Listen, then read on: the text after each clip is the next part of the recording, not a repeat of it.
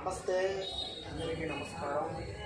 ఈరోజు మీకోసం ఒక చిన్న సలహా ఇవ్వడానికి, ఒక చిన్న టిప్స్ చెప్పడానికి మీకోసం వచ్చాను. ప్రతి ఒక్కరికి తెలియజేయాల్సిన విషయం ఏమిటంటే, ఆరోగ్యమే మహాభాగ్యం. ఆరోగ్యం బాగుంటే మనం బాగుంటాం. ఆ ఆరోగ్య మహాభాగ్యం అంటే ఆ మహాభాగ్యం ఎక్కడుందయ్యా అంటే మనలో ఉంది.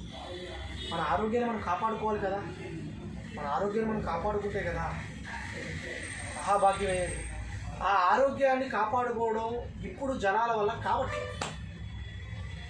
ఎందువల్ల కావట్లేదు? రుచులకి అలవాటు పడ్డారు. రుచులకి అంటారు కదా, టేస్ట్ రుచులకి అలవాటు పడి, టేస్ట్లకి అలవాటు పడి ఆయిల్ ఫుడ్ ఎక్కువ తింటున్నారు. అనవసరమైన చెడు వ్యర్థ పదార్థాలు, వ్యర్థ పదార్థాలు తినడం మొదలుపెట్టారు. ఈ వ్యర్థ పదార్థాలు ఎప్పుడు తింటున్నారో ఆ విధంగా వ్యర్థ రోగాలు కూడా మనిషికి వస్తున్నాయి. వీటి వల్ల మనిషికి తెలియని కొత్త వ్యాధులు, కొత్త రోగాలు వస్తున్నాయి.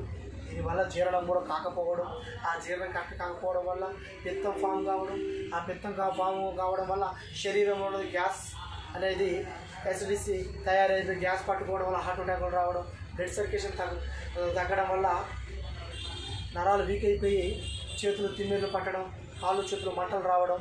ఈ బ్లడ్ సర్క్యులేషన్ ఎప్పుడు తగ్గుతుందో లోపల ఎముకలలో కాల్స్ శక్తి తగ్గిపోతాం. ఈ కాల్స్ శక్తి తగ్గడం వల్ల మనిషి అనేది ఎక్కువ నడవలేడు, బలాన్ని కోల్పోతాడు. కోల్పోయిన తర్వాత కొన్ని రోజులు వయసు ఉన్నంత వరకు రోగనిరోధక శక్తి ఉంటుంది కాబట్టి తట్టుకోగలుగుతాం. కొన్ని రోజులు పోయిన తర్వాత రోగనిరోధక శక్తి ఎప్పుడు తగ్గుముఖం పడతారో అప్పుడు మనిషికి కాలుష్య శక్తి ఎప్పుడు తగ్గుతుందో, రక్తం తగ్గడం వల్ల కాలుష్య శక్తి తగ్గిపోతుంది. కాలుష్య శక్తి తగ్గడం వల్ల ఎముకలలో అరుగుదల వస్తాయి. ఈ అరుగుదల రావడం వల్ల మనిషి కూర్చోలేడు, లేవలేడు, నడవలేడు. దానివల్ల ఎప్పుడైనా మనిషి అనేది తినవచ్చు, రుచులు చేయొచ్చు, కాకపోతే తినవలసిందే తినాలి. కానీ కనబడేది తినాలి. మీ ఇంట్లోనైనా బయటైనా ఎక్కడైనా కానీ ఆయిల్ ఫుడ్ కొంచెం తగ్గియండి, కారం కొంచెం తగ్గియండి, గ్యాస్ పొడులు తగ్గియండి. విటమిన్స్, ఇమ్యూనిటీ శక్తిని, రోగ నిరోధక శక్తిని పెంచే ఒక ఐటమ్స్ ఫుడ్ తీసుకోండి. ఆకుకూరలు తీసుకోండి, పప్పు దినుసులు తీసుకోండి. నాన్ వెజ్ చాలా మంచిది, కాకపోతే దాంట్లో కూడా విషాలు ఉన్నాయి. కెమికల్ అంటే బైలర్ కోడి, అది చాలా డేంజర్. వేడి, దానివల్ల వేడి ఆడవాళ్ళకి మగవాళ్ళకి చాలా వేడి. దానివల్ల ఏం జరుగుతుంది అంటే లోపల పుండు ఏర్పడిపోవడం, వేడి వల్ల మగవాళ్ళకి అనేది హార్మోన్స్ బ్యాలెన్స్ తగ్గిపోతుంది. వీరి కణాలు కూడా గట్టిగా ఉండవలసింది పలసపడిపోతాయి. ఆడవాళ్ళకి కూడా తెల్లబట్ట అంటారు, తెల్లబట్ట అవుతాయి. బ్లడ్ సర్క్యులేషన్ తగ్గిపోతుంటుంది. ఈ చిన్న ప్రాబ్లమ్స్ వస్తుంటాయి. ఇవి తగ్గియాలి. గుడ్డు తినండి, అది కూడా గుడ్డు తినండి అంటే అది కూడా మంచిది అనుకుంటున్నారు. అది కూడా వేడే. అది కూడా ఎప్పుడన్నా ఒకసారి వీక్లీ వన్స్ చాలు. పాలు తాగండి, పాలు కూడా స్వచ్ఛమైన బర్రె పాలు తీసుకోండి. దాంట్లో కూడా కొలెస్ట్రాల్ ఇంప్రూవ్మెంట్ అవుతాయి. దాన్ని కూడా అధిక మోతాదులో కాకుండా తక్కువ మోతాదులు తీసుకోండి. తర్వాత వచ్చేసి చేపలు తినండి.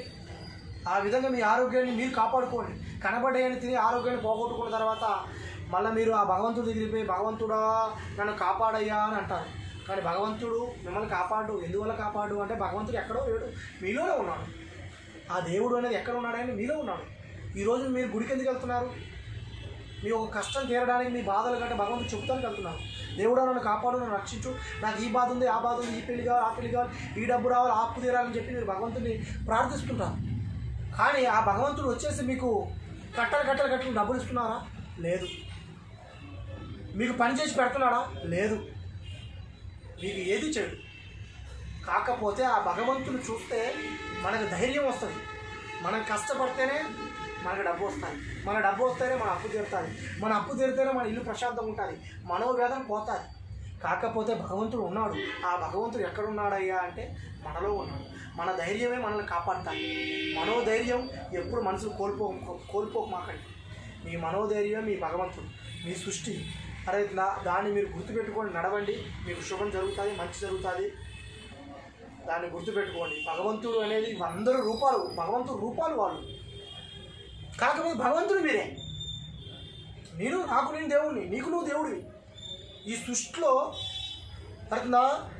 కొన్ని కోట్ల దైవాలు, 1,18,00,000 1,18,00,000 దైవాలు ఉన్నారు.